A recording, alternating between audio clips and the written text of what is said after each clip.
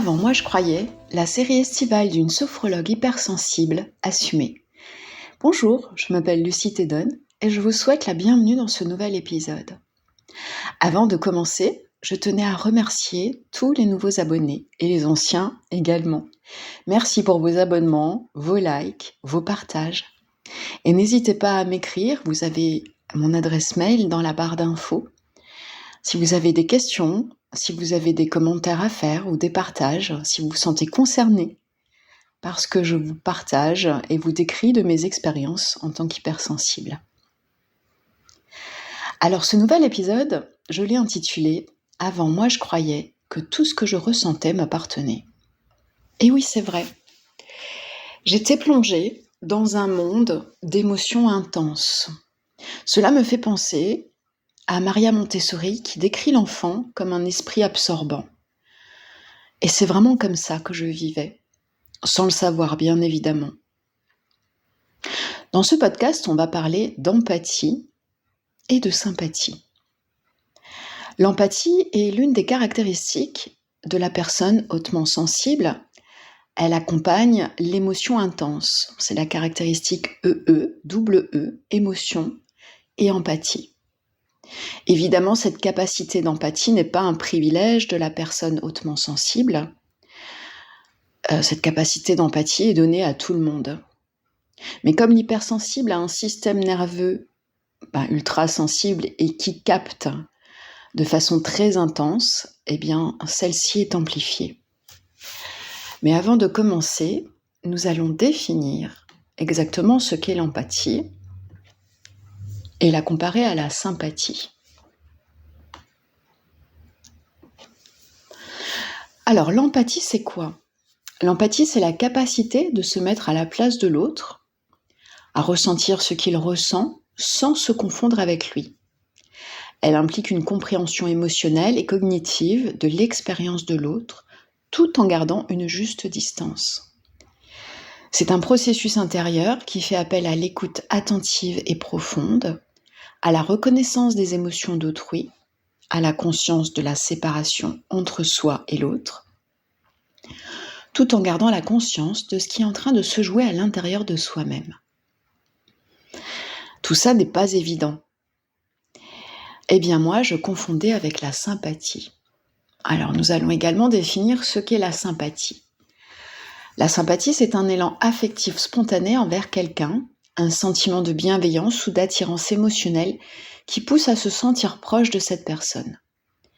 Elle peut impliquer le partage émotionnel, souffrir avec, et une forme de compassion affective, voire de fusion émotionnelle. Et oui, moi, j'étais dans la sympathie. Je ressentais avec les autres. Je pensais également qu'être gentil, partager cette souffrance, prendre la place de l'autre, s'adapter, s'effacer pour laisser l'autre justement prendre la place, c'était être au service. Mettre mes propres besoins, mes limites, mes ressentis de côté, je pensais que c'était noble. Encore fallait-il que je puisse faire la différence entre le ressenti de l'autre et le mien. Je ressentais tellement fort les malaises et les émotions des autres que je vivais cette souffrance profondément et que je me sentais poussée à aider l'autre à porter cette souffrance. J'ai aussi réalisé que j'étais complètement dépendante de l'humeur des autres. Oui, j'étais à l'affût du moindre signe sur le visage de mes interlocuteurs. Je ressentais justement les malaises et cela m'affectait sans que j'en aie conscience. Je pensais que tout ce que je ressentais m'appartenait et que c'est moi qui allais mal. Je pensais également qu'aider l'autre à porter sa souffrance était une preuve d'amour, que je devais tout faire pour l'aider, pour qu'il se sente mieux à porter son fardeau. Sauf qu'au fil des ans, je suis tombée malade. Et oui, ça me vidait, mais je n'en avais pas conscience. J'étais tout le temps épuisée, touchée partout, bouleversée par des choses parfois totalement insignifiantes. Je perdais complètement mon axe. J'étais en exil de moi-même. Je ne vivais pas ma vie, mais je vivais la vie des autres. C'est lorsque j'ai commencé à me former en tant que sophrologue, que j'ai commencé à pratiquer pour moi, qu'une transformation intérieure profonde a œuvré et que ma vision de tout cela a commencé à changer. C'est lorsque j'ai compris le concept d'alliance que nous enseigne Alfonso Caicedo, le fondateur de la sophrologie, que j'ai posé une autre vision sur ces relations. Mais c'est surtout lorsque j'ai réalisé mon hypersensibilité que tout ça a pris sens. J'ai compris que mon système nerveux fonctionnait comme une antenne et que je captais les émotions, les regards, les silences avec une grande intensité. Mais au-delà de ça, je captais aussi les tensions dans l'air, les ambiances d'un lieu, les histoires d'un espace, les champs vibratoires, les lieux chargés. Et tout ça, ça fait beaucoup. Vous êtes d'accord ? Alors, comme j'aime bien, je vais vous raconter, vous partager une expérience que j'ai vécue il n'y a pas très longtemps, au début de l'été, parce que j'aime beaucoup faire des liens entre mes prises de conscience et les expériences vécues, pour venir illustrer que tout ça, ce n'est pas que dans la tête, et ce n'est pas que dans l'imagination. Donc début juillet, en commun accord avec mon fils, nous sommes partis visiter la ville de Prague. Ça faisait très longtemps que j'avais envie de visiter cette ville et mon fils me l'avait proposé. Donc j'étais vraiment heureuse de pouvoir partager 4 jours avec lui et d'aller visiter cette grande ville très connue. Comme nous sommes partis dans la première semaine des vacances, je n'avais absolument rien préparé. Nous sommes partis à l'arrache et en général, les choses s'alignent plutôt toujours bien pour moi. Sauf que là, rien n'était aligné. Tout a été très compliqué depuis le début du voyage. Et c'est en arrivant à Prague que je me suis sentie, dès le premier jour, mal. Je me suis sentie dérangée, épuisée, fatiguée. Dès le premier jour de visite, j'avais l'impression, en marchant, d'avancer dans quelque chose de très dense. Rien n'était fluide. Tout était compliqué dans la gestion de la journée. Mais surtout, je ressentais un décalage entre ce que je voyais de cette ville, qui était de toute beauté, parfaite, et ce que je ressentais à l'intérieur, qui était un véritable chaos. Il y avait donc un véritable décalage entre l'intérieur et l'extérieur, et que je ne comprenais pas. C'était vraiment puissant et écrasant. Et dans le milieu d'après-midi de cette première journée, je dis à mon fils que je me sens tellement fatiguée qu'il faut rentrer à l'hôtel.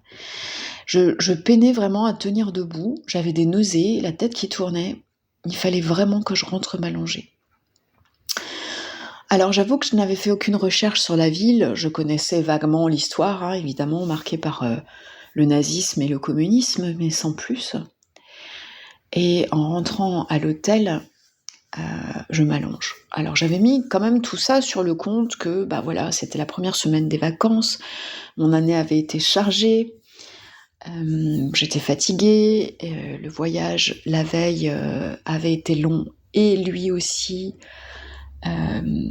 plutôt très désaligné, mais ça je vous en parlerai dans un autre podcast au sujet de l'intuition. Et donc à ce moment-là, je me dis, je vais quand même regarder un petit peu l'histoire de cette ville.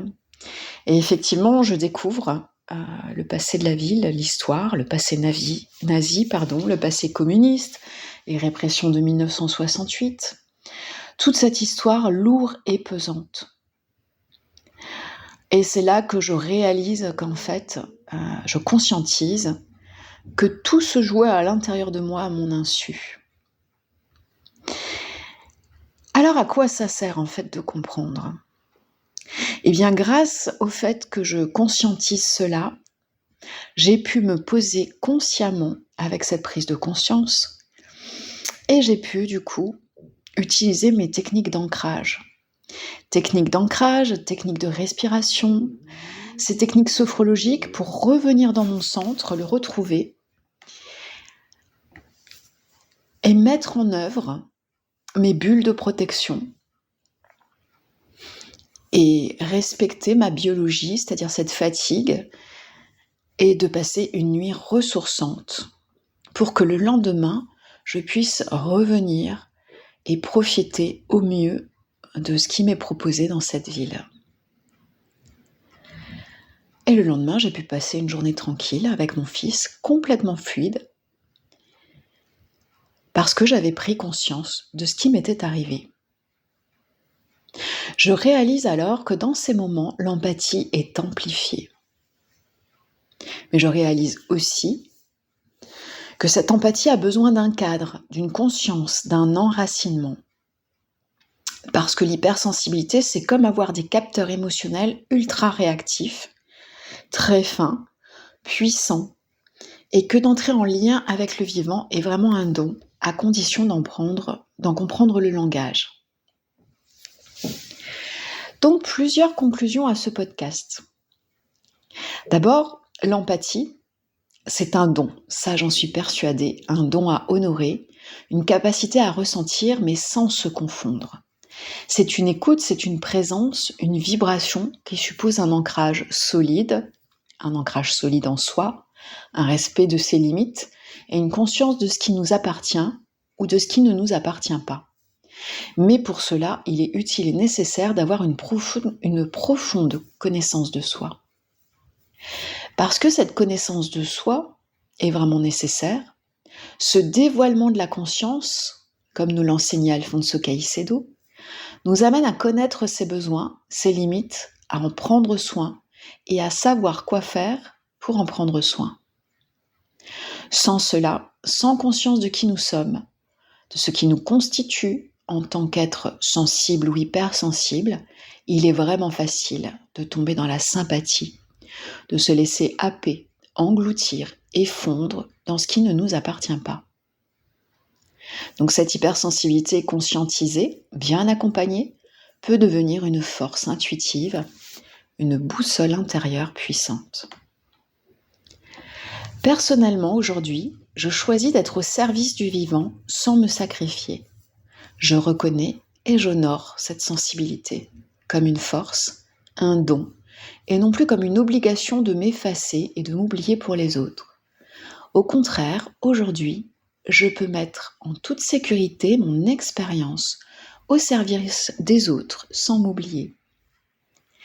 Parce que s'oublier pour l'autre n'est pas aimer ni soi-même ni l'autre. C'est s'éteindre. Et ce dont le monde a besoin aujourd'hui, ce n'est pas de notre disparition, mais de notre présence pleine, vivante et vibrante. Et si ce que je partage vous parle, si vous aussi vous reconnaissez dans cette empathie, dans cette empathie aux autres, peut-être dans cette sympathie, si vous aussi vous vous sentez submergé par votre connexion aux autres ou à l'environnement, sans savoir exactement ce qui se passe, eh bien n'hésitez pas à me contacter. Nous pourrons en discuter lors d'un entretien téléphonique ou d'un rendez-vous en présentiel. Vous avez toutes les informations dans la barre d'informations sous le podcast. Je vous souhaite une belle semaine et à la prochaine fois.